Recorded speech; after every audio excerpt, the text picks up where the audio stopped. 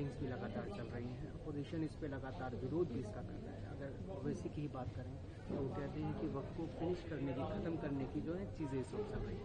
कैसे देखते हैं इसको, कितना जरूरी है ये बिल? ये आपकी देखिए, बिल बहुत ज़रूरी है और जो अमेंडमेंट बिल आया है उसका दायरा यही है कि जो वक्फ को असीमित अधिकार दिए गए थे उसको कर्टेल किया गया है।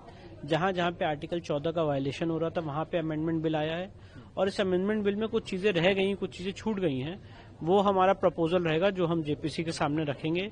जैसे फॉर एग्जाम्पल जितनी संपत्ति वक्फ में चली गई है वो उसके लॉफुल ओनर को मिले, ओरिजिनल ओनर को मिले, इसके लिए कोई कंक्रीट मैकेनिज्म, कोई कंक्रीट प्लान इस वक्फ अमेंडमेंट बिल में नहीं है। तो उसके लिए क्या लेजिस्लेटिव एक्सरसाइज है वो हम लोग कर रहे हैं और वो हम जेपीसी के सामने प्रपोज करेंगे।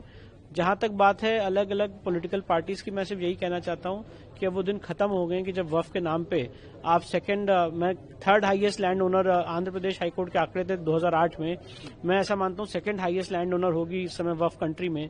डिफेंस और रेलवे के बाद थर्ड हाईएस्ट लैंड ओनर इन दी कंट्री जब 3 लाख एकड़ जमीन थी। ये जस्टिस गुलाम मोहम्मद ने लिखा था 2008 में, आंध्र प्रदेश हाईकोर्ट के जो ऑनरेबल जज थे। आज हम उससे 15-16 साल या डाउन दी लेन है और इस समय वक्फ की संपत्ति 9 से 10 लाख वर्ग किलोमीटर हो गई है।